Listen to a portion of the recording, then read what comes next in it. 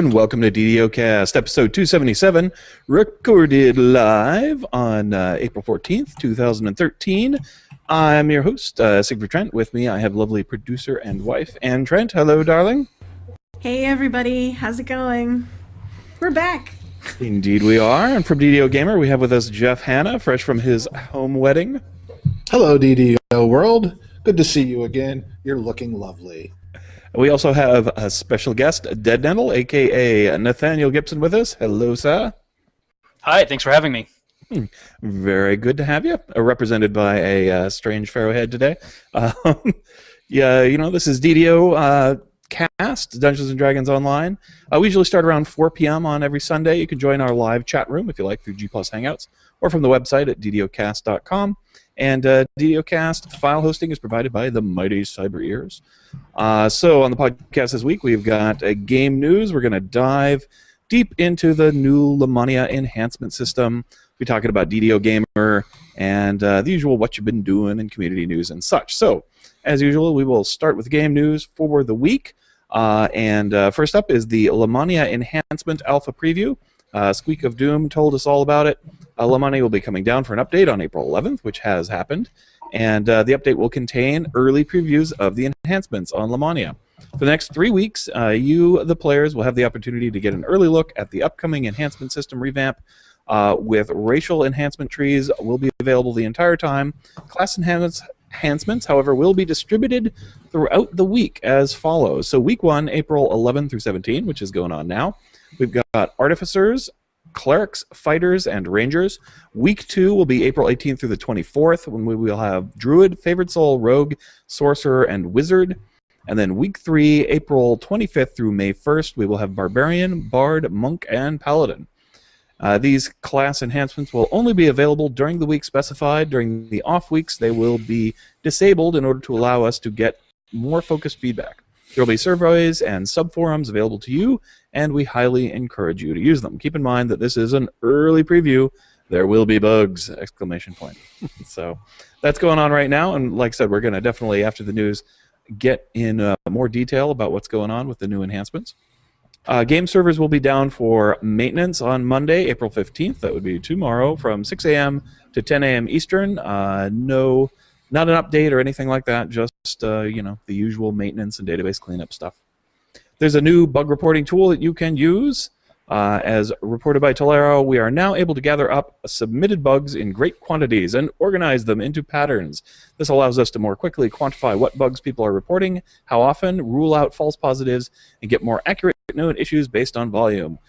Reach out for more details when needed, and so on. The form itself provides more guidance and fields options per issue to allow us to drill down into deeper information that can be important for a particular type of bugs. We can sort and categorize and report in ways to expose patterns much better and more effectively than we could previously. That's odd. We had a spike in reports from monks after X was turned on, or Y, etc. Okay, that's not what those reports are saying. But hey, look, they're all mentioning Z in their reports. This is a level of detail that was very manual under the old system, and the time spent gathering and organizing it into something useful and accountable for the devs was molasses slow. So basically, yeah, this new bug reporting tool comes with a lot of analysis, you know, text searching and stuff like that. Because as you can imagine, they probably get thousands of them per day, and nobody could read 1,000 bug reports a day and actually make any sense out of them. So this sounds like a pretty cool tool. I could definitely see something like that being very handy. So sounds groovy. Temporary quest closure. Protect Baudry's interests. We have no idea why this has been closed. It's a relatively low-level quest, so it's not like some kind of item farming or anything. Maybe the kobolds just got tired of trying to destroy that crate. Or maybe the crate got destroyed. I don't know. People are saying that they were running that with no problem previously, so we don't know what's going on with that. But anyway, it's closed at the moment, so you'll have to guard the, you know, something else, I guess. You can go do the one where you guard the shard instead. See, DDO Store News. Determine your discount is going on at the moment. You got 5% off of 500 turbine points or more, 15% off of 1,500, and 25% off of 2,500. What do you know? You can use these things 10 times per account. You type in save and then the number, so save 05, save 15, save 25. Pretty cool deal usually. 20% off of character slots, SP pots, healing items, and quest tools now through April 18th. And the Secret Door Divining Rod is the freebie for the week, SDDR01. Very handy thing to have, I think. Low level. They're kind of easy to make Secret Door detectors now, but still useful. We've got a player tip of the week here. I'm not sure where this comes from, but dispel magic on spell ward traps. Ward and Kind's Disjunction will disable spell traps, but you get no XP for disabling them. So that's good to know. Definitely run some of those quests occasionally, and you have to run through the traps, and that can be pretty painful. All right, so let's get into our special feature on the new enhancement system that's being previewed on Lemania right now. And we brought in Nathaniel specifically to talk about this. So he's going to show us a screen and give you an overview of how this new system works. So let's switch over that there, darling. We got it up? Okay, we're good to go. Nathaniel, take it away, man. Okay. Well, so here's a character, capped level 25 character, and it's a multi-class ranger and a fighter, so we'll be able to see both of those eventually. And if you haven't seen the interface before, it looks a lot like the Epic Destiny interface, except that you have several different trees open at once. So currently they're working with the 3+1 tree system. You get 3 trees open for class-based enhancements. Those are these 3 trees on the right, and then you have 1 tree for your race, which of course you can't change at all. And there's been a lot of discussion about how many trees there ought to be available to each character, and there are still questions about this on the surveys that they're putting out. So it doesn't look like, it looks like they're going with the system right now, but maybe they may still be open to change it. It is somewhat controversial because it may limit people's ability to customize and multi-class their characters. Mm-hmm. So the trees actually look quite similar to the Epic Destiny trees. Along the bottom, you have a horizontal row. This row may be auto-granted in the racial tree, and then you actually have to buy or pay points for the enhancements along the bottom in the class trees. And yeah, I think they're calling these core abilities. they're calling these core enhancements, and they start out, there's like a level progression, a minimum level requirement. So in the class trees, the first one's level 1, 3, 6, 12, 18, and then 20.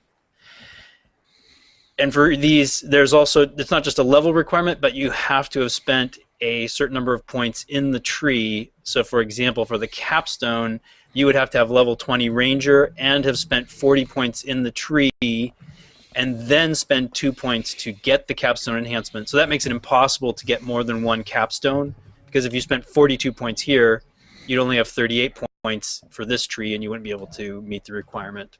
So you'd have to choose. You get at most 1 capstone. Then they call these guys going up, and this was, I had to look this up. They call these tier class tree enhancements, the ones going up horizontally. Mm-hmm.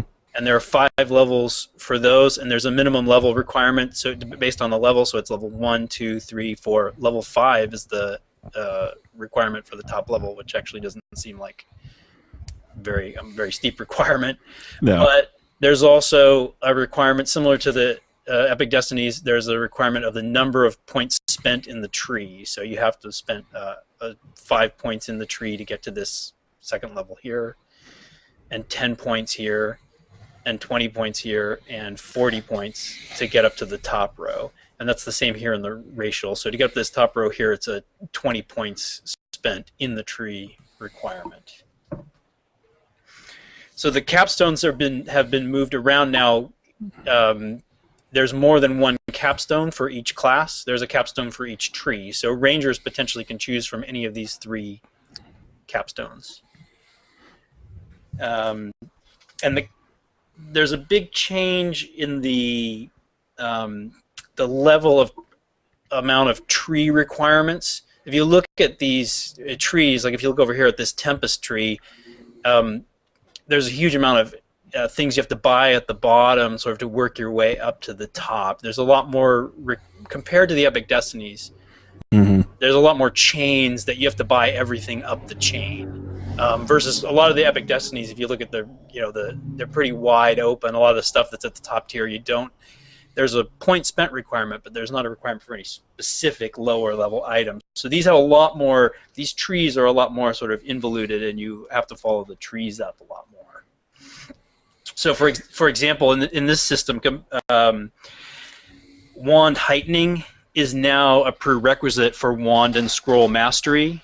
Whereas in the current system, right, those are totally separate. You don't have to buy wand heightening at all to get wand and scroll mastery. Yeah. Right. And in fact, how many people have wand heightening? Yeah. Raise your hand. Right, there's a cricket in the corner somewhere. Yeah. So very few people use wands offensively. So, but now you would be forced to get almost everybody. Let's say a cleric. Almost every cleric has scroll mastery, right? But you would have to get wand heightening in order to buy that first now in this new system. Another change is that there's many new spell-like effects. So especially I unfortunately don't have a caster up, but if you have a caster, many of the things that are in these trees are spell-like effects. So for instance, in the Artificer tree, there's like lightning motes. A thing that's a spell, it's an Artificer spell. Now it's also available as a spell-like spell-like clicky that costs very few spell points. So stretch out your spell points. Yeah, but unlike the Epic Destinies, you have to have the class in order to even see the tree and take things in it. So yes, right. Yeah, big difference. Now, you can change, since this is a multi-class character, I could choose a fighter destiny. So for instance, I can pop up Stalwart Defender. But if I put up Stalwart Defender, I lose one of my 3 Ranger destinies. Okay. There's racial prestige enhancements. So for instance, on this half-elf, he has Arcane Archer, and I think that they're going to be found, they're going to be on column 5, row 3, is where they have decided to place these racial prestige enhancements. If you spent 10 points in the racial tree, then you could open. So this is actually here. This is Ranger Arcane Archer. If you want to open half-elf Arcane Archer, that's actually something. So you got to spend an enhancement point and get up to there and spend an enhancement point. 14 enhancement points, actually. Oh, really? Okay. Yeah, I mean 14 for a half-elf. So it's actually kind of steep to get one of those racial prestige enhancements open. Although you're not spending 14 on that option, you're spending 14 in the tree. Right, that's right. You're 20. Yeah. So you may find other things in the tree that you want or may not, depending on your build. But it takes some work to get up there, and then that's going to open up essentially it opens up the class tree for you, and you can spend points over there if you like. Yes. Yeah. Shall I go on some of the things that there were questions that were sort of on the forums of information that we didn't have from what they told us previously about what was going to happen seems to be revealed here. So one of the questions was, how much overlap would there be between trees? Would a thing like favored enemy extra damage, would that be just on one tree, or would that be on all the ranger trees? People were saying, that's a sort of core element of being a ranger. And so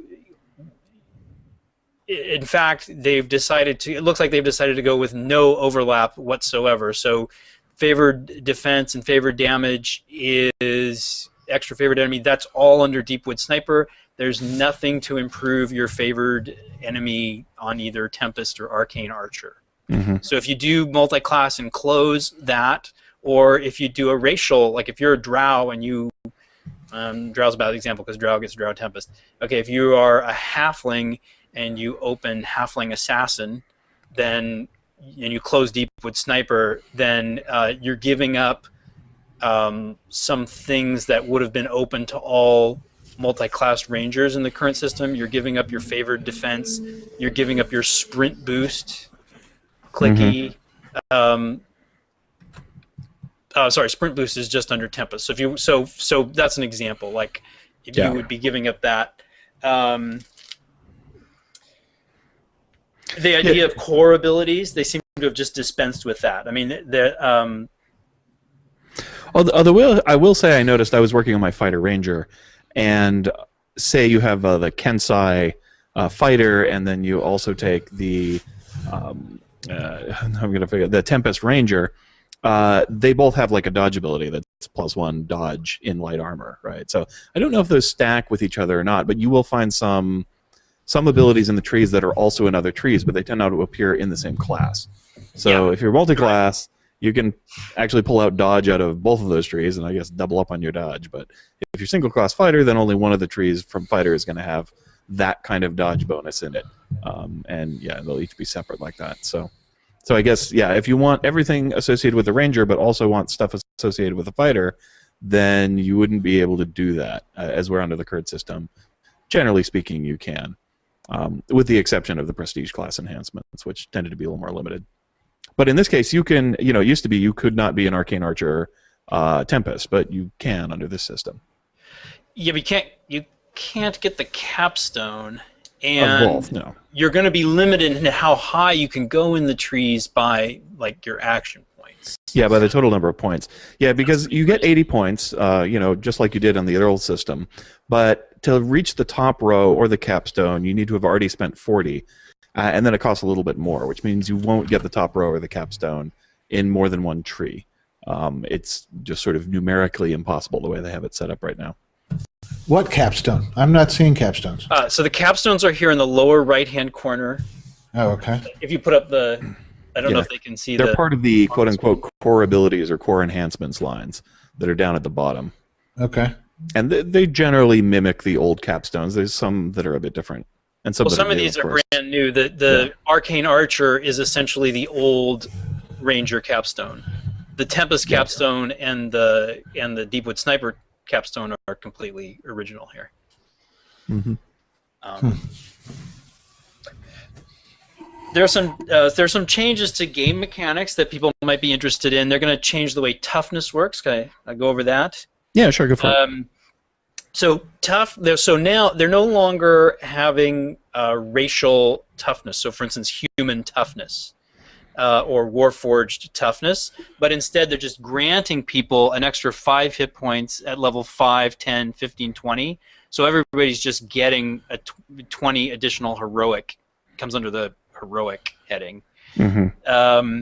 So you won't see. So in the racial trees, you won't see anything about additional hit points. Yeah.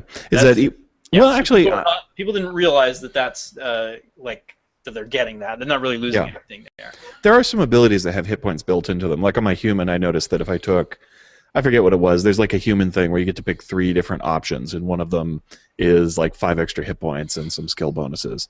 So there's some hit points hidden here and there on the trees. Not the toughness dependent right. thing. Okay, so then in fighters get that line of 10, 20, 30, 40 hit points, fighter toughness. Yeah. And in the current system, the prerequisite for that is toughness.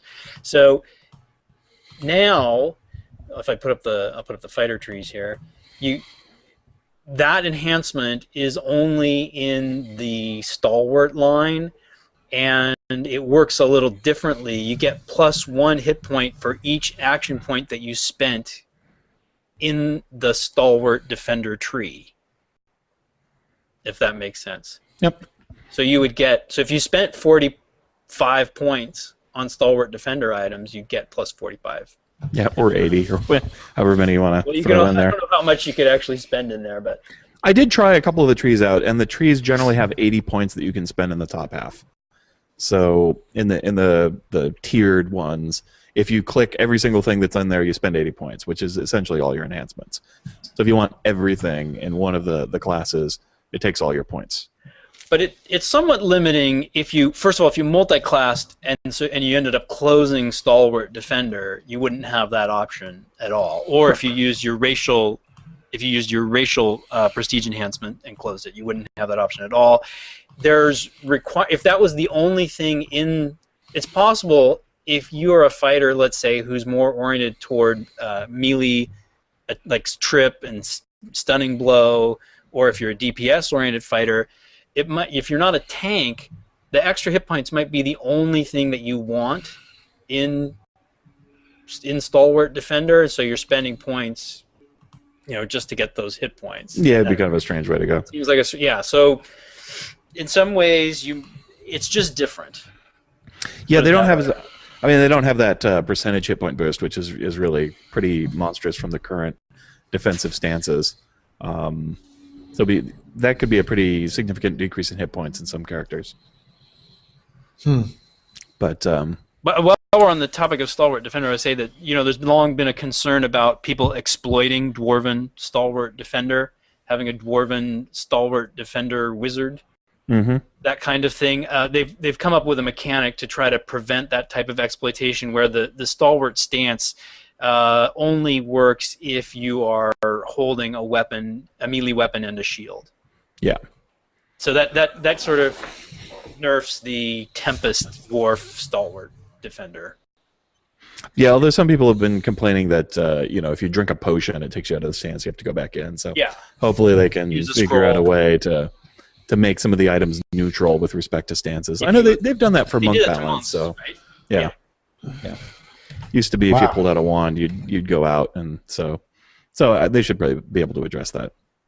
It's definitely early to be talking much about bugs and stuff, since this stuff is a long way from being done. I like the snap-in panel approach. I think that's pretty cool. Mm-hmm. Boy, it does seem like it's. I mean, they're dialing back a lot. I'm playing with a halfling cleric tree while we're talking, because that's what I happen to have on Lamania. It's going to be way different. Yeah, there's been some complaints about clerics, especially just people saying that they're really channeling them into being healing characters or something else. There's not a whole lot of fighting options over in the cleric land, or stuff for blade barrier or that sort of thing. But there's not any spell power boosts at all that I can find. There is on the bottom row. If you check on the bottom left-hand corner of healing, for each point spent in the tree, you get a bonus to light and healing spell power. I see. So you don't take the spell power enhancement directly. All of your enhancements are helping it a little bit, I guess. So they've changed that mechanic, and then if you click on the other one where it says Defender, for every point spent there, you get a boost to universal spell power. So if you are going offensive caster type of cleric, you would put a lot of points into, you put your 80 points into defender tree, you get 80% boost. It's not as much as what's currently available, but it's something. Yeah, the tree is weird though. I'm sorry. Yeah, for casting, that's a little strange. You end up finding traps, and picking up a bunch of things that you already have spells for. So yeah, this is there's quite a bit of negative response on the forum, as you might expect. I mean, there always is, and one of the things that people talk about is the high point spent requirements, and therefore you're having to pick up a bunch of stuff you may not want, and that looks like an issue for some people. And then another thing is that they said, when they started this whole thing over a year ago, the idea was to do a pass over the enhancements and either to take the ones that seemed kind of weak, like let's say Halfling Hero Companion, and either beef it up till it was something that was balanced that people would want to take, or eliminate it.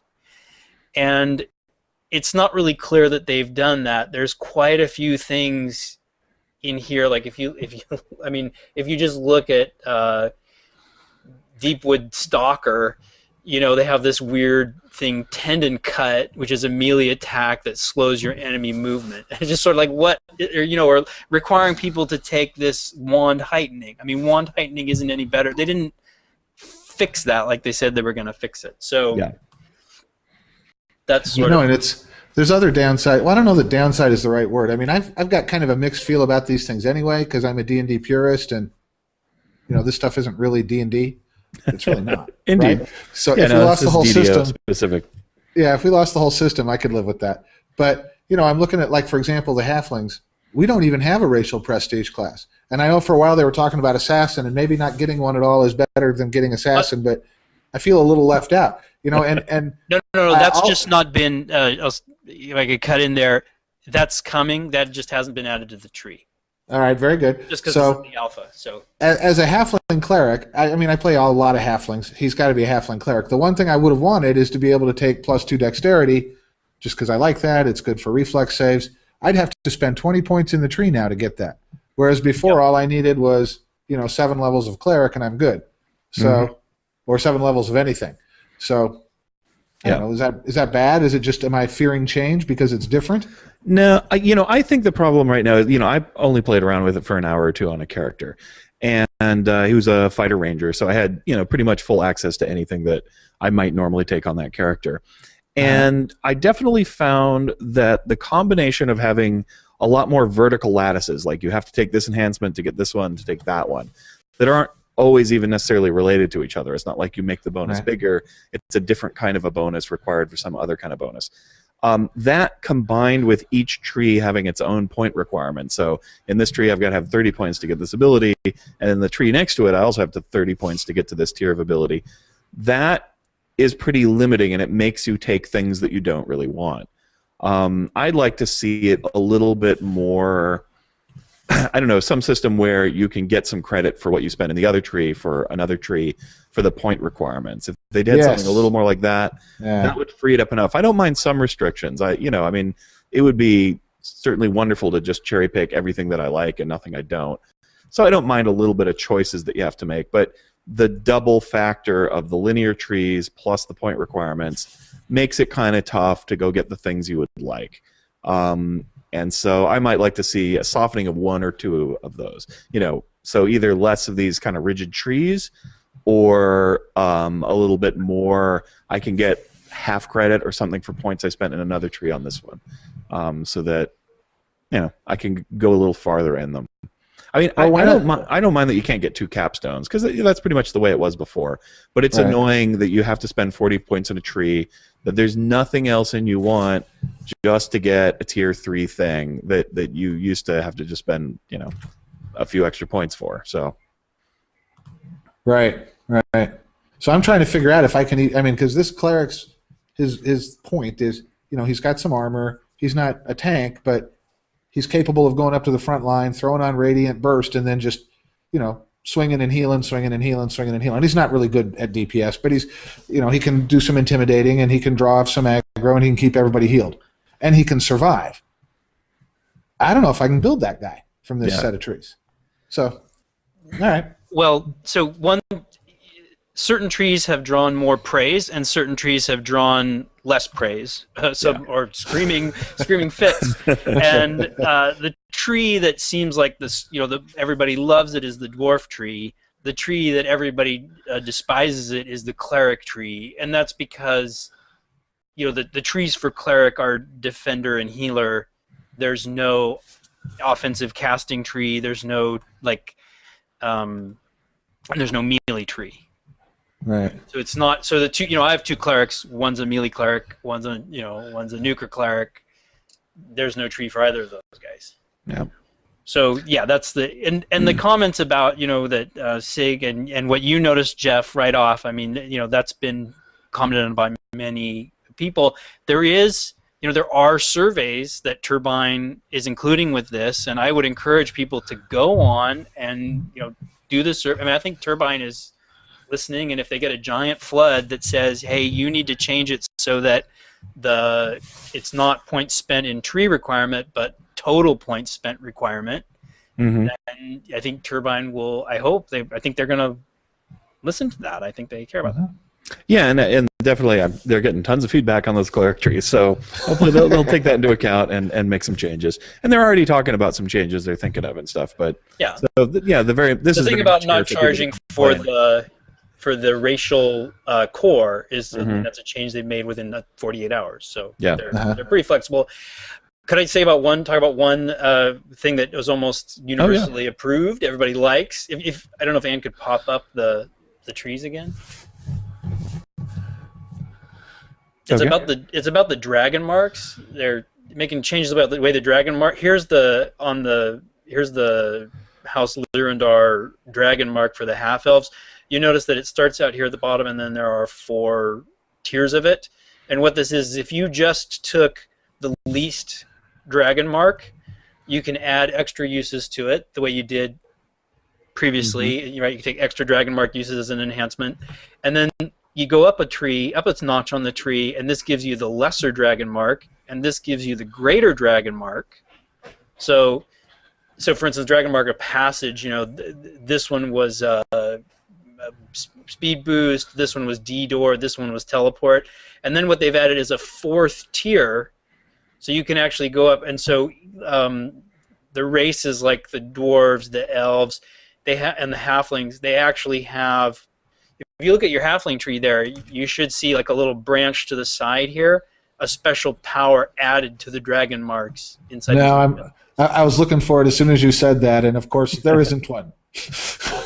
Off to the side of the second I see greater dragon mark of healing, and then it ends there. Oh, wait a minute. We have a new thing that comes off the lesser one. Okay. Yeah, off to the side. Break out the leeches. Yeah.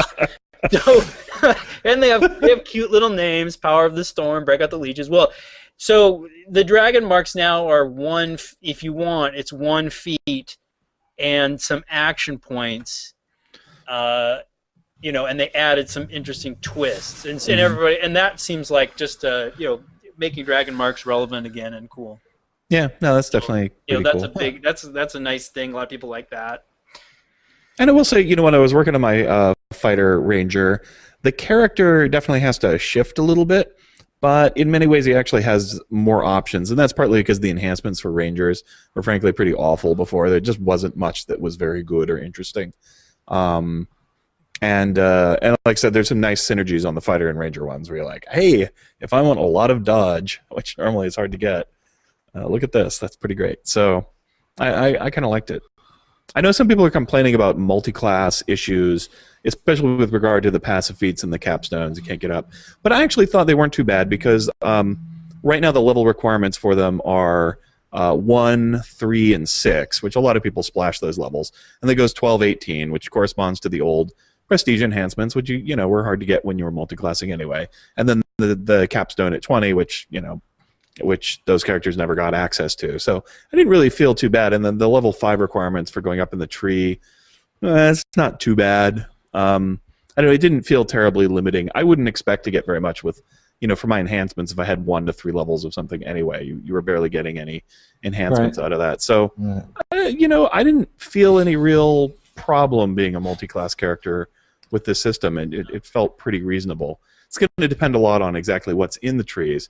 There isn't, I guess, because you're going to have to pick a tree, if you had only 1 level, there's not much you're going to get out of taking a tree from that thing. But again, I wouldn't have gotten much out of it anyway, so I'm not sure that that's a big loss. Then my 2 cents on that, there's a lot of discussion about whether it's balanced pure versus multi-class, whether it hurts multi-class, it'll kill the game, and there are 3 things that do sort of hurt multi-class, which is the high amount of points you have to spend to get to the top tiers, the lack of overlap of the quote core functionality of the classes, and the 3-tree limit itself. On the other hand, the fact that the level requirements in the class are only up to level 5 to go to the vertical top of the tree. So in theory, your level 5 cleric could go, by spending 45 points in the tree, could go all the way to the top and get some very powerful healing type powers, for example. So that sort of helps multi-class. And if you go on the forum, and there are people who like multi-class and people who hate multi-class, and they tend to be a little strenuous in making their points pro and con. The people who are pro-pure have been arguing that the capstones now are weakened, and the capstones are so weak that nobody would bother going pure, and you're killing the game, you're killing pure, everyone will be multi-class. And the opposite side is arguing, oh, this 3-tree limit is just, I think Yeah. they may actually have it somewhat balanced. Well, that's my like what I came away with is it's actually it'll be different. You know, what you Yeah. get from multi-classing will be different. It may be a little harsher on the multi-class, and they're probably going to change some of those action point spent prerequisites. So we may end Yeah. up with a really nice balanced system here, I hope. It should be. I mean, I do think with this system, if they go forward with this general design, there are some specific characters that won't be able to do what they did before, and that'll definitely be disappointing for a few people. Like, let's say in my fighter ranger, he's a stalwart defender on the fighter side, mostly just so I can be in stance and get a big pile of hit points out of it, right? And then Tempest Ranger, he's mostly kind of a DPS swords guy. But, because I'm only 18 Ranger and some other things, I have a little bit limits there. So, but going over to this, because Stalwart has gone to, you're a sword and shield dude, and you don't really get much if you're not using a sword and shield. Useless for him now, right? So his hit points are going to drop. But on the other hand, I could take Kensai, which before I really couldn't get a lot out of, and then combine it with Tempest, and there's a whole bunch of lines where it's like, hey, +1 to your weapon. I'm like, okay, great, and I'll take that out of Tempest, and I'll take it out of here. So I was actually able to double up on a lot of stuff and just make more of a DPS character. So he'll be a slightly different character, still work just fine, but They are specifically nerfing exploiters like you. yeah. People who are trying to exploit Defender in that way. Yeah. Right. Well, and I was just getting plus 20% hit points, right? That was mostly what I was getting out of there, and They're probably plus 2 killing strength, I this guess. character, this monkcher, this level 12 monk, 6 ranger, 2 fighter. I mean, Yeah. they're probably he's too multi-classed and he just requires too much from different Maybe so. trees. Although the Kensai is a lovely monk fighter combo. Yep. If you look at the top of the Maybe Kensai form tree, there's into form. yeah, I mean, there's whatever weapon you like is a centered weapon. That's like, ooh, Oh, really? nice. Yeah. Yum yum. Yeah. So, I'll happily take I my, think- centered bastard swords or whatever. I think that one of the side effects of this is going to be a general drawback in character capabilities, relative power.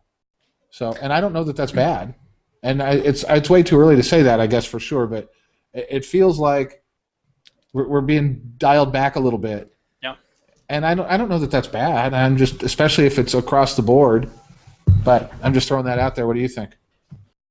No, Well- that could be very true. I think it depends on your character because like I was, again, I've only played with one character so far, which is my fighter ranger, and the ranger enhancements were generally terrible. Like the prestige ones were fine, but everything else was sort of useless. I mean, favorite enemy is kind of okay. Sprint boost is fun, doesn't really make your character powerful. And the fighter stuff, I had stalwart defender and a couple action boosts, and that was really all I was getting out of that. And I'm spending a bunch on like human versatility and a pile on my healing amplification, right?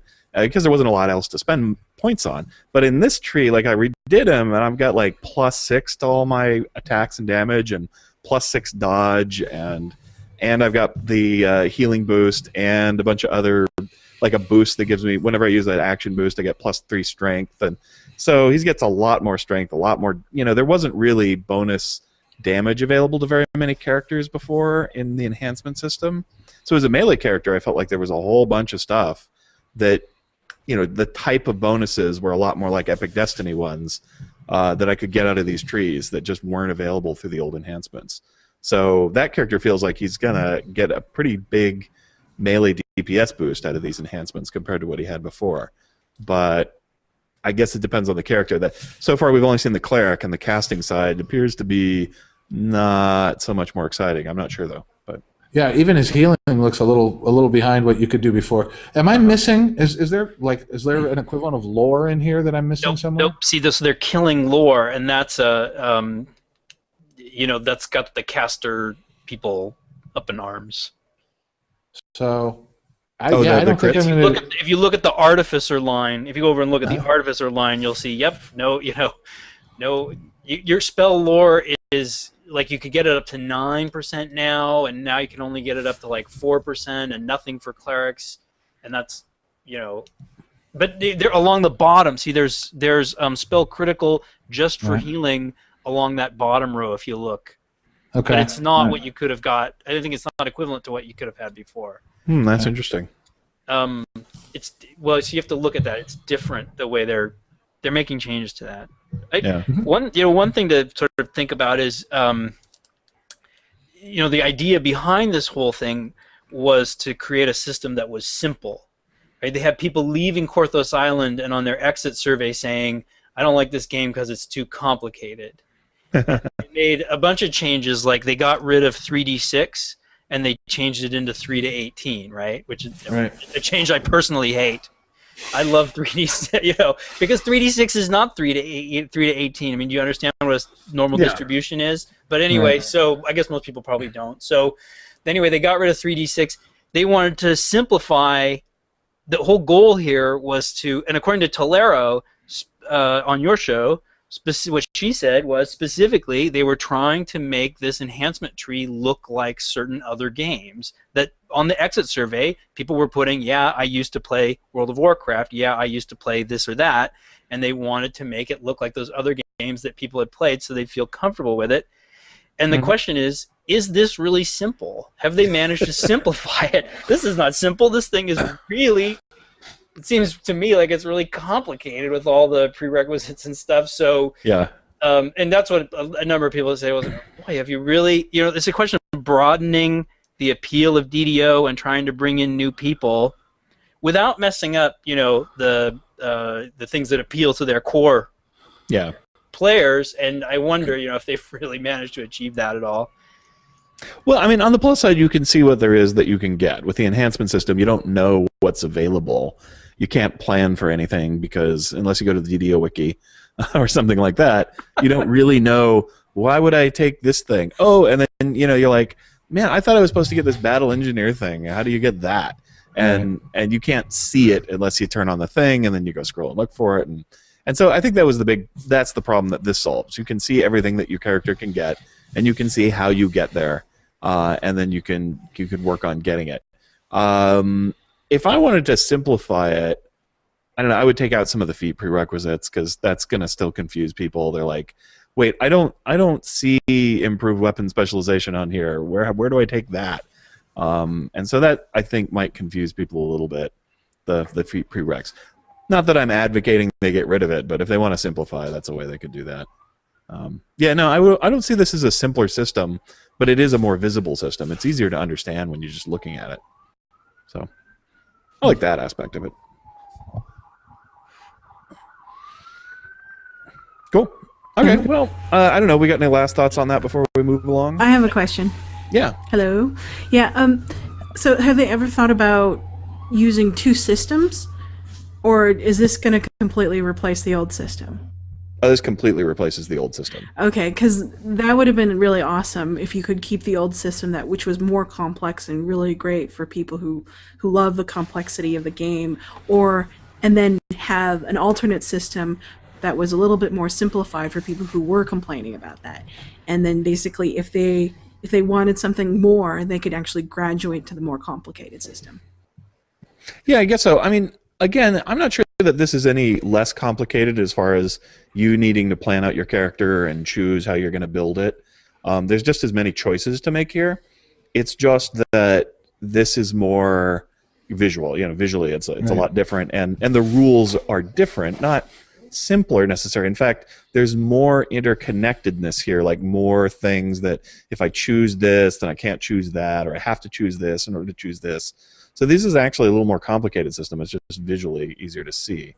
The old one, in a way, is a little more flexible, just because you can, you just, each little thing has its own little line, and it's based on your character level, and that's about it. This one is a little more interconnected, so yeah, I don't know. I mean, I guess it would be nice to have two systems, but I don't think you can really do that, because then if one's better than the other mechanically, then everybody will just do that.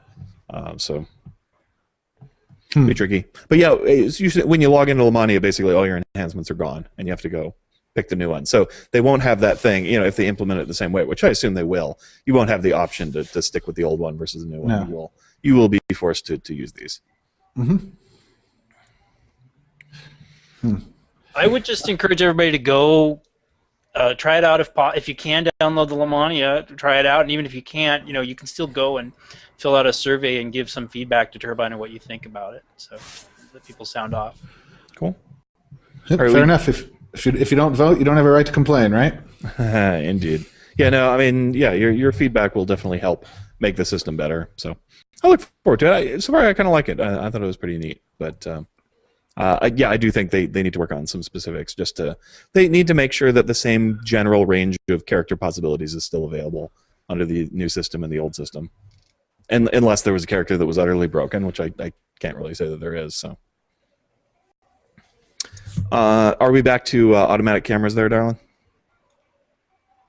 Yeah. Okay. Cool. All right. Well, let's move on and we'll talk a little bit about DDO Gamer for the week. Jeff. Hello. I'm sorry, I'm still lost in wondering where the rest of the halfling tree is. At this point, I'm thinking I wish I just had 4 race or class trees and don't even need the race one at all for halflings. But all right, let me get past my halfling Rage. Yeah, all right. So, well, it's been a couple of weeks since we've spoken. A lot of things have come and gone on DDO Gamer. A lot of them have had to do still with after effects of the loss of my DDO, which I guess makes sense since this is a DDO blog. So, there's been spending a lot of time trying to modify the site to be a little bit more multi-author friendly, and trying to get an aggregate feed of all the other DDO writers included on it, which I have done, by the way. So there's 2 places that I know of where you can see all of the DDO blogs in one place. One of them is Even Notes Our DDO, and I want to talk about that, I think, as much as anything else, because she's really done a heck of a job getting the word out to everybody. Hey, if you're starting a blog, let's get you included in this one combined RSS feed. And she set up a separate site for it. She's put a lot of work into it. And I was looking at it earlier this afternoon, and you could see aggregations going back into November. There's probably 100 posts to look at. So that's a lot to sort through, but there they are. So if you still want to have one place to go and where you're probably going to see every DDO blog writer, well, that's probably where you're going to want to go. I'm trying to provide some of that service too, but obviously I have other focuses as well.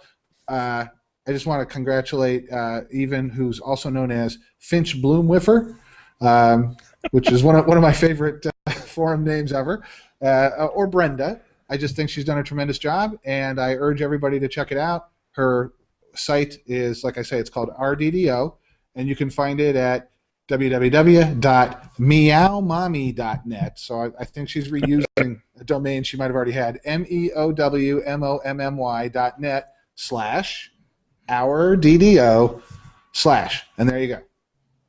Hundreds and hundreds of DDO writers right at your beck and call. Or you can just go to my site, and there's probably a good chance you'll see what you're looking for there too. One other thing I want to talk about. Oh, next week. I spoke last time we talked about DDO Wiki and how much I appreciate the effort that those authors put into it. And I had the idea of trying to engage some of their top-level editors, who they refer to as sysops, in a conversation. And I finally tracked one down. It took some work. They're a secretive batch. And I sent him a list of questions. He agreed to receive a list of questions. And then what he did in true crowdsource fashion is he posted it on some page in the wiki and sent it to all of the other editors. And so all of them are answering the questions. So I'm going to have really a whole lot of DDO Wiki interviews as I get them compiled, and that'll be on sometime next week. And some of the stuff is pretty interesting. The history of DDO Wiki and what kind of things are driving people to do it, and that sort of thing. One other thing to talk about, if I can click the right buttons here. How did I do this last time? No, that's not it. If I can't show you the buttons, we'll just talk. The weekly Astral Shard Auction House report. Oh, yes. So, yeah, things have mellowed out a bit on Sarlona from last week, or nothing for 100,000 shards, which is a plus. It's really kind of interesting if you just search for everything that has a buyout described on it, or that has a buyout as part of the auction. You just click through the pages and you watch. There's this really slow curve, right, where the first few pages the buyouts are really low, and you click, and you can get like 50 pages in, and the buyout is still only like 5, right? But then, here comes a linear progression. So suddenly the buyouts go up to 100, and then they're 300, and then they're, well, I can't get the thing on the screen today, and my fingers aren't fast enough. The top level stuff on Sarlona this week is a pair of Ivy wraps for 20,000 astral shard, 20,000 astral shards. Is it the level 24 version, or? Well, yes, they are Epic Elite. Yay! Okay. So there's So that. at least there's that. At least there's that. Doing a quick conversion, as I like to call it, 20,000 astral shards is $1,200. So for $1,200, you too can have the second best pair of hand wraps in the game. Could I toss in a comment? Yeah. Go right ahead. I've been listening to your reports every week with interest, and I know a guy on the Lannis, and I play with him sometimes, who's I would consider him like a true power gamer. He plays a couple hours a day. He has 4 accounts running, and what he does is he farms the Epic Elite Tour a lot. I mean, I think he spends a lot of time farming the Epic Elite Tour for those true Imperial globs of blood. Mm-hmm. Now, before the Shard House became available, he would trade one of those shards of blood for a Otto's Irresistible Box Plus, or maybe like one of those drops of blood for 2 Auto boxes, something like that. Wow. So those Auto boxes, how much do those cost in real money? Go like $50, I think. $50, right? Yeah, $50. People are paying $50 or $100 for these rare drop items, and now he's getting equivalent prices from the shard auction. Oh, I'm sure there are people with more money there than are whales cents out there. Yeah. I guess there's. Yeah, I mean, I guess I could afford to do that, but I don't know that I ever would do that. Yeah, no. No, I never need a pair of hand wraps so badly that I'm willing to spend $1,200 real dollars for them. I just don't. I'm sorry. You have to draw some lines in life, right? Now, on the other hand, the second item is an outfit with a slot in it, an empty slot, and somebody took it's extra valuable. Apparently, somebody took the time to deconstruct it down to just the outfit, stripped off all the prefix and suffix, and that can be yours for only $600, 10,000 shards. Yeah, no, that's just ridiculous. But why? Why would anyone want to buy that? Tell me, someone. I still think that most of these are just people extending their bank space, but there's at least one guy on Sarlona that I know is plat capped on like 20 characters, and his primary bartering unit was those Autos boxes at $50 a shot. So. Huh. I mean, he had customers too, so somebody was supplying him that stuff. So, very interesting. Boy, $1,200 for a pair of hand wraps, though. Turbine is making a lot of money. Let's hope so. Let's hope so. Yes, right. And if there's whales out there that like to fund the development of my favorite video game, awesome. You guys God rock. bless them. Yeah. You go buy yourself some $1,200 hand wraps. Please. In fact, get 2. Yeah. They're cheap. More the merrier. Those hand wraps are fun, though. I have a healing amp monk, and if you get Fists of Light and you have those hand wraps, it's a ton of healing. It's pretty fun. You become pretty hard to kill. I'm sure. All right, let's see. Although my computer complains mightily, you're done with combat. There's still numbers scrolling. You're in the next fight. The numbers from the previous fight are still scrolling. So yeah, it gets pretty crazy.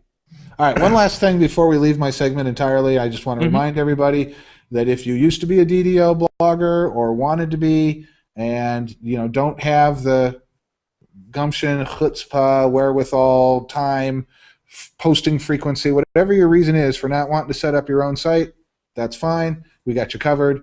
Come to DDOgamer.com. Click on the facts, fill out a feedback form, and let me know that you're interested in becoming a DDO writer, and I'll get you set up. You can write on DDO Gamer. Fantastic. Okay, and that's that. Yeah, very cool. All right. Next up, we have got a segment from Ludwig Beethoven, who has sent in yet another Dragon Fragments Coin Lord's Favor.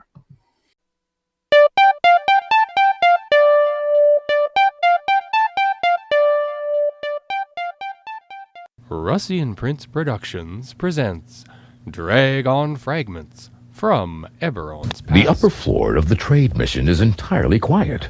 With luck, no one noticed you drop down through the skylight. Seeking items of suppression on a tune I shall not name. Unique to the game, no one runs it faster. Draconique, Pale Master. Built a loner, he is not alone. For though it cost me brand new socks, favored soul has his back. Ostrich and his spider, eggs. Ostrich never talks, he merely walks the dual box. My squishy 25, twist point 8 or 9.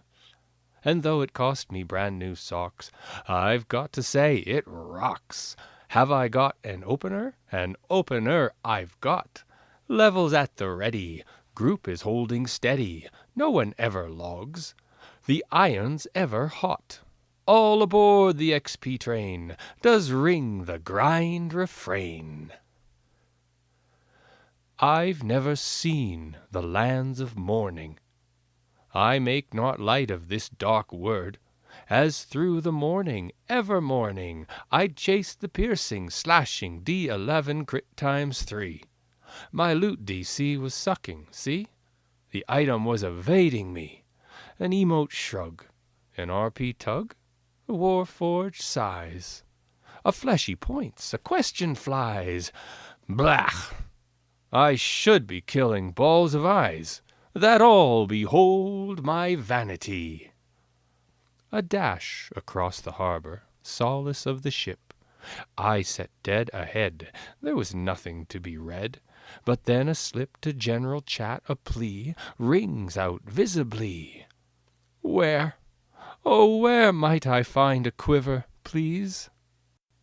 There are quivers that are thin. 3 types or so will fit within. There are quivers that are wide. A greater range, though less of each will fit inside. There are quivers that may spit every time that you are hit. Curiosities pop and peek. You wonder, where's it at? A little chain in the harbor, dear. District called Old Saltier. Do you wonder where it's at? Taken Madness, Zodiac. Shh. Can you hear them? I cannot. Exactly. I would love to tell you all about quivers, the whys and whats we place within, but that would take us to the enclave of House Beneath, and that I am afraid is for another day. Today is the day we grease the coin lords. First, let's get that quiver. Guide your pixels over to the hammer and chain, located between Brax, the bank representative here in the harbor, and the bald fellow across the way. That's Garrison, a sort of singularity of missing tools. Don't give Garrison a hard time. I like Garrison, and Garrison likes you. Be careful down there. I will, Mr. Garrison. You've seen my magic missile. I'll be okay. So, you've got your quiver. Scrawny little things, aren't they? I suggest you buy 2 or 3. Set them aside to auto-collect and sell off what you don't like between quests. Saves time on the pick and ponder when you take a chest. All right, less of what you want and more of what you need. Close your eyes. You dissolve into a montage of coin lords, boxes, kobolds and trogs, hobgoblins and Sharn syndicators, if you own the packs. Your priority is backpack space. Your priority is backpack space. Coin Lord Favor 75 and 150 each provides you with an additional page of inventory space. may I suggest you keep your eyes peeled for something called a portable hole. You'll want to get a giant hold on one of those. Right then, so begins the running of the Coin Lords, the informal, unrecognized annual festival upon which all devs must deny any knowledge, so don't bother asking them about it. Held by and for the little people of Stormreach, a festival where thousands of greased kobolds are released into the streets for anyone to capture. Every kobold is fitted with a special bracelet. Each bracelet collected invites you to roll the dice for special buffs and prizes. But the bracelets you will learn to covet are those that bear the names of the Stormreach elite. Names such as Delsamira the Manipulator, or that pirate Aminatu. What wonders they promise. Adventurers, just like that poor fellow in the quiver, will be encouraged to purchase special festival clubs of spongy silver flame, it's just a game, submission, and then venture into the sewers to capture, in as short a time as possible, as many kobolds as possible, all in support of the event. Don't forget to register in the Book of Faces to earn special commendations and vie for the title of Grandmaster Zin of Ceremonies. On behalf of Bear, Miss T, and myself, I wish to apologize.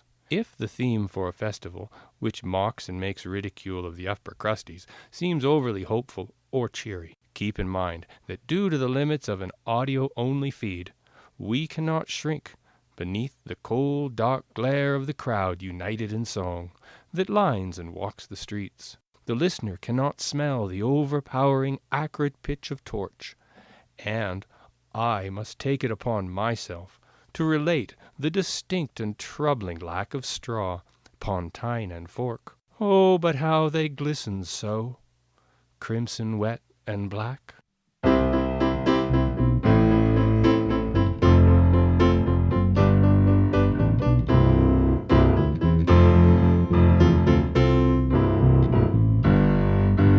Makings of a hero begin to stir within.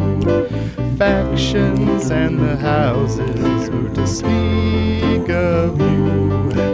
Capture cause our progress, a sudden change in view. Sudden change in view. Oh, darling, the makings of a hero begin to stir within. Every time that I think of you, tis a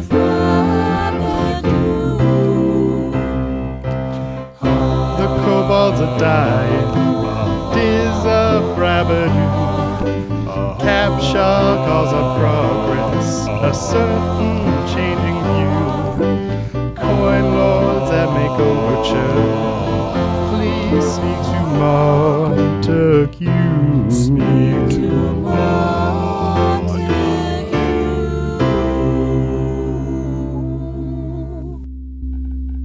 Confused? Yeah, me too.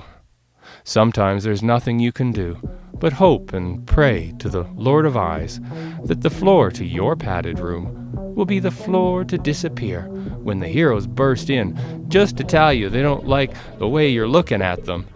Oh, come on. Give me a break. I've got a whole chest full of eyes. You really think I have a say in the matter? Good night, Sig. Good night, Anne. Good night, Jeff. See you pod next time. Your vision becomes blurry for a moment. Is the madness of the asylum affecting you? So we're back, and we're going to move into what you've been doing. What you've been doing. Always an amusing segment. I know. Let's see. I'll start since I haven't been playing very much DDO. I played Civ 5. I won a game in like 1805 or something. Military victory. It was awesome. Nice. Yeah, I was crushing it. I was already in the modern age and everything, but very cool. Let's see. I also played a little bit of Defiance, which is a new MMO that's tied into a Sci-Fi Channel TV show. And I only played it for about, I don't know, maybe 2-3 hours, just kind of getting into the beginning of the game, going through the little tutorials, all that kind of jazz. And I don't know, it's pretty fun so far. It's kind of neat. It's a little bit like Borderlands. It's a shooter, so a third-person shooter, so kind of over the shoulder. You got a gun. You don't really make a character in the terms of like pick a class. You pick like your starting outfit. You know, you can have a soldier outfit or a rebel outfit. It doesn't change your character one bit. It's just what you happen to be wearing when you start the game. So basically, it's really more sort of a shooter game. Although I wouldn't call it like total arcade action, but somewhere between a shooter with a little bit of MMO. You know, there's special attacks and things like that you can pick from, but it's pretty arcadey. If you hit people in the head, it's critical hit, that kind of thing. It doesn't really have a class system, but you kind of pick a starting power, and then it has this weird branching system where you branch out. It reminds me of some old Final Fantasy combat systems in terms of how you get your abilities and stuff. But I don't know, it was fairly fun. It was just kind of nice in that it didn't have that, you weren't very invested. You just kind of run out and kill some monsters and then pick up some treasure and come back. And so, I don't know, it reminded me a ton of Borderlands, though, as far as like how the game plays and that sort of thing, except you don't get tons of loot. The loot is much more sparse, which is perhaps the greatest thing about Borderlands is you're buried under mountains of cool loot all the time. And it's like, I don't know which gun I want to use. They're all so awesome. This game isn't quite like that. It's more like an MMO, and you're like, hey, I got a bunch more junk guns that I don't want. I'm going to sell those. And, but you know, I don't know. It seemed okay. It's kind of a nice, different sort of MMO. So I thought it was nice. I'll play it some more, and I'll watch the TV show. You know, it's kind of goofy.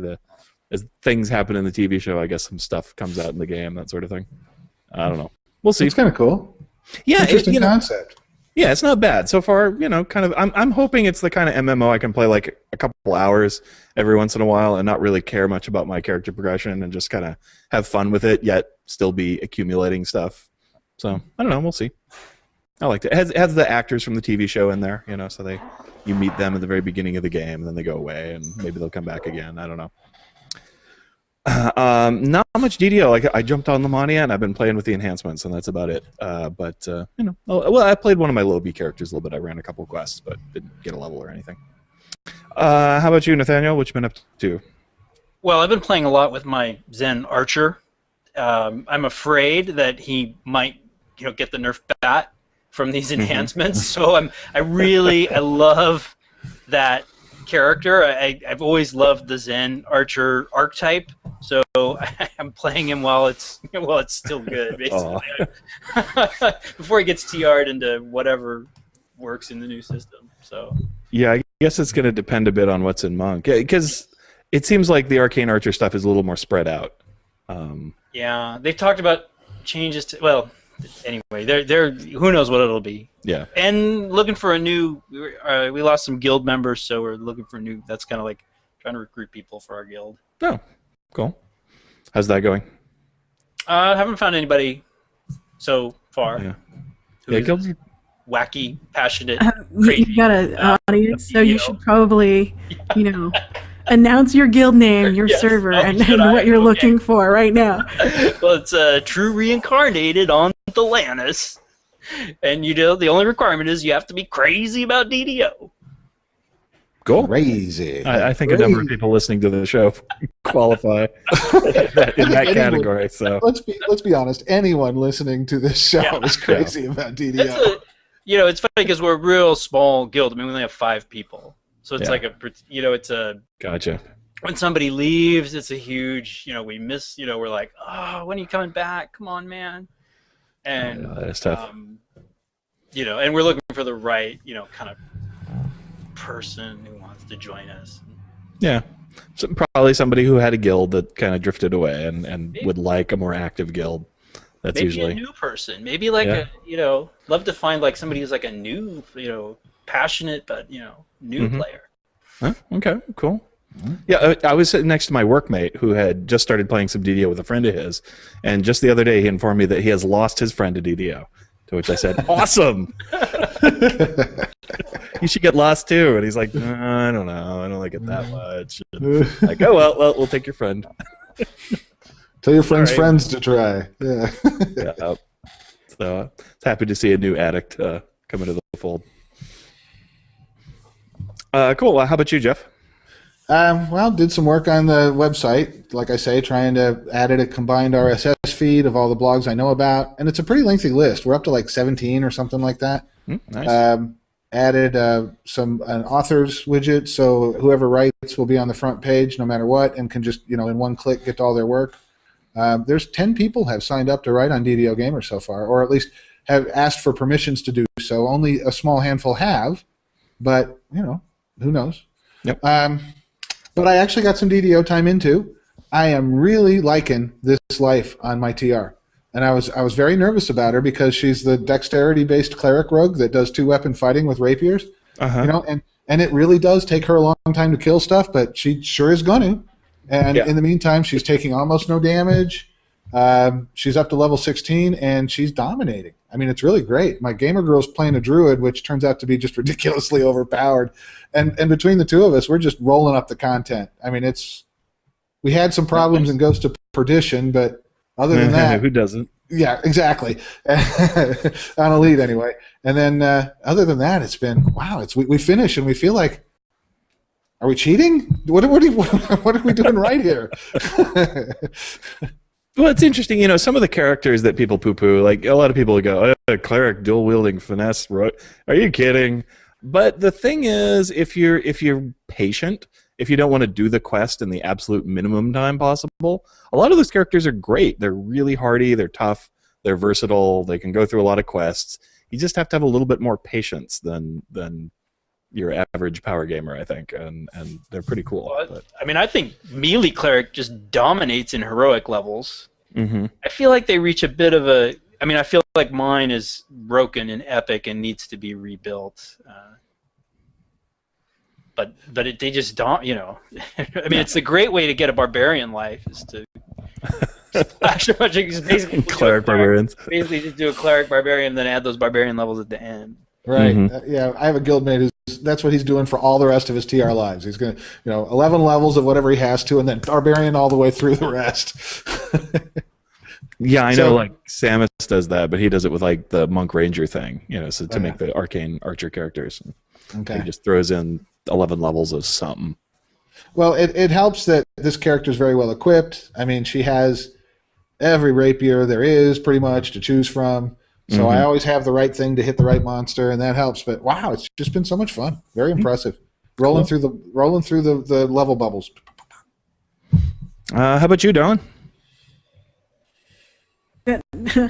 I've not been playing DDO. That's pretty sad. But on the other hand, my eBay store, StanXmart.com, is going gangbusters. I've put up a lot of Eberron and 3.5 D&D books. So if you want some, get them because these are collector books, meaning that they haven't been really used in games. So they're like new, but they've been put in storage. So I priced them at like almost half off or less, but because I'm nice that way. But if you're interested, go ahead and take a look and see if you like anything. And if you send me a message on eBay, I might include an extra like bonus prize with that. So that's what I've been doing. And I've been writing on DDOgamer.com. Yay! So I've got two articles up so far about video casting with G+ Hangouts on air. The third one I'm going to write about how to set up your webcam and how to improve web video quality.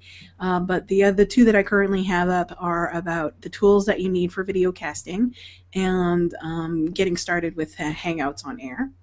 Other than that, this weekend we interviewed Shamgar of Epic Education, and I'll be putting together a sort of compilation or collection episodes of all of his works on DDOcast. So look for that in the next week. So, and then I've also been putting the RDDO refeed on and improving it on DDOcast.com. So if you want another medium to look up RDDO, go for it. It's on DDOcast.com. So that's what I've been doing.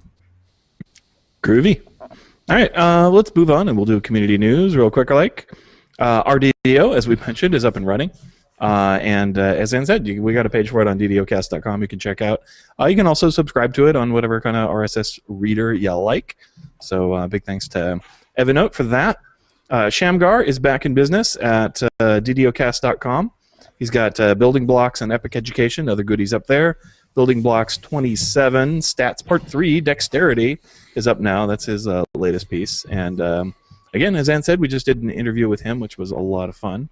And so you'll hear that pretty soon, along with many back-to-back Epic Educations, so you can get some how to do the whole raid. We had asked him, so let's see, do you think you could do Lord of Blades in the time it would take you to listen to all the Lord of Blades episodes? Yeah, if you do the adventure areas during the opening part, yeah. Including the 3 days between episodes. You could probably, Yeah. raid, 3 days raid. Okay, there's episode 64. Okay. Yeah. But if you're a newer player and you want to learn how to do the raids, that should be a pretty cool special episode to listen for. DDO Cocktail Hour, episode 64, Spells in Real Life, is up. I listened to it. I laughed. It was very amusing at work. Some people looked at me. Said, "What are you doing?"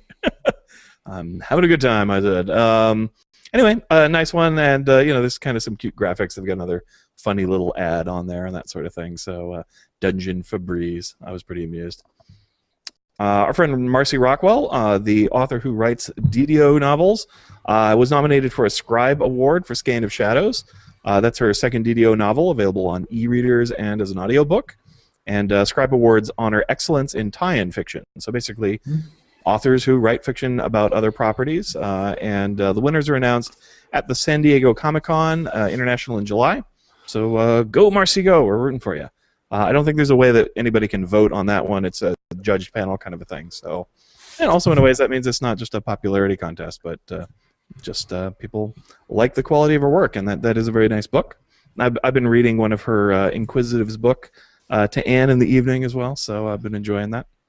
So wish her the best of luck. DDO Chronicle for the week. Roman's high-res thread has been added to the Hall of Fame.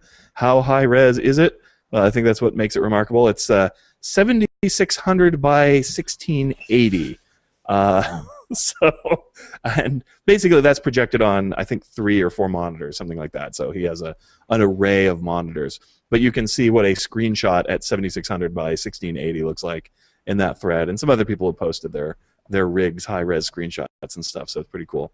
There's a real fisheye quality to it, though, so things look a little strange compared to what you're used to at that sort of resolution.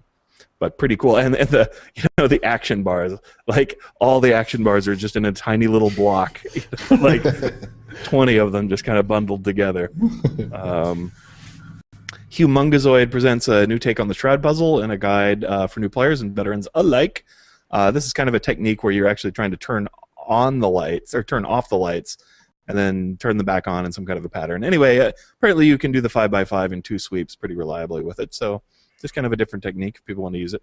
He also mentions that the amusing factor is that the other people in the quest look on. They're like, no, you're supposed to turn them on. Because it involves turning them off on the first pass. So I thought that was pretty cool.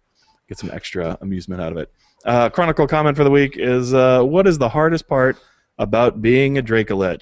And I will say the unpleasant aromas. Regular dragon, you can take a bath. You get the nice gold, but if you're Dracolich, you're kind of smelly, rotten on the vine there perpetually. So I think that could be a problem. That's why you need Dungeon Febreze. It helps eliminate unpleasant Dracolich odors. So that's my take. We'll go for Anne last because she's got to turn her microphone on for that. Jeff, how about you? Well, I was going to go with hygiene, but I think you've pretty much covered that. So I think, the second hardest would probably be finding good help. I mean, you're kind of big, you're kind of scary, you're kind of rotting. Probably have a hard time finding a decent housekeeper who will show up when she says she will and be consistent, Absolutely. Nathaniel? But I think the epic elite Dracolich is just lonely. Because I don't think people are running that thing on elite. I think he's just sitting there waiting for some adventurers to come, twiddling his little Draco thumbs and. It's a hard life. Stuff. How about Draco you, Manny Petty? Well, I get tired of these visitors. and they would keep on trying to take my loot and kill me. Again. And again. And again. Just like, you get no privacy. Everybody's involved in your life. Yeah. So. Yeah, it's tough.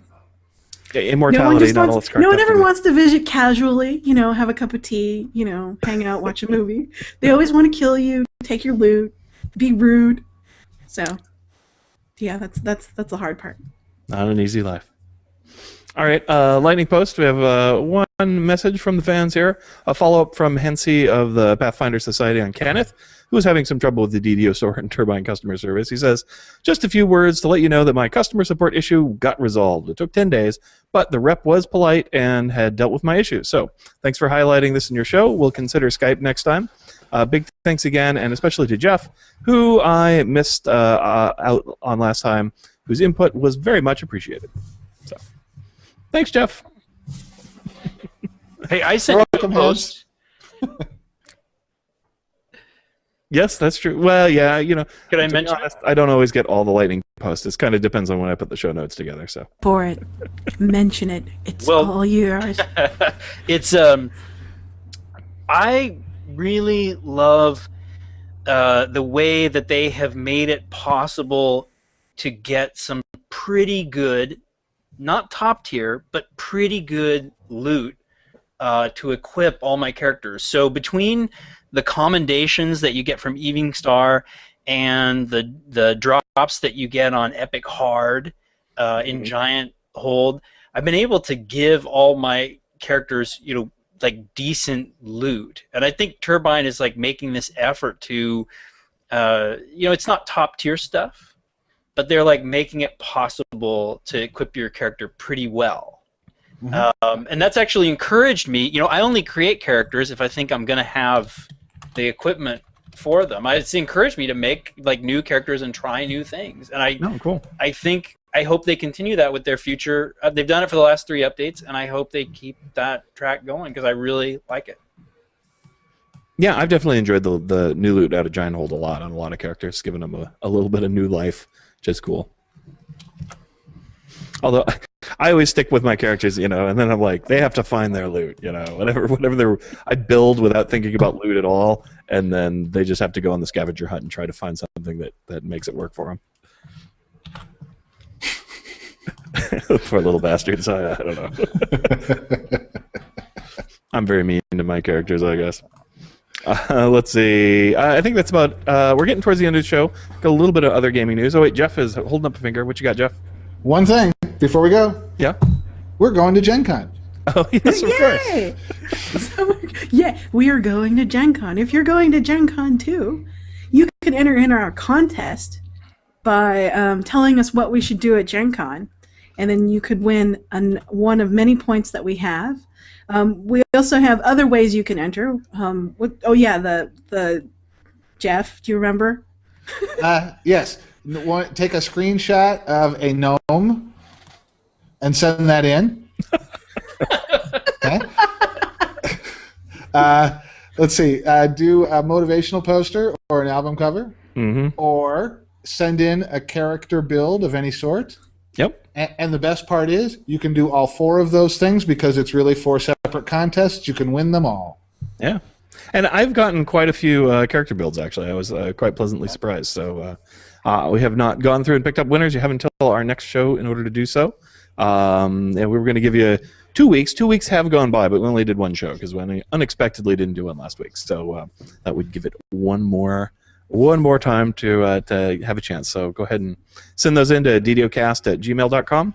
And you, too, could be a winner of 250 fabulous Turbine points, or if you win more than one contest, you could get more. So there's a I'm going to call it a hint, but it's really blatant on DDO Gamer in an article that talks about the test dojo. So if you're having problems finding gnomes, well, like I say, there's a hint. Okay, I don't want to. Okay, let's.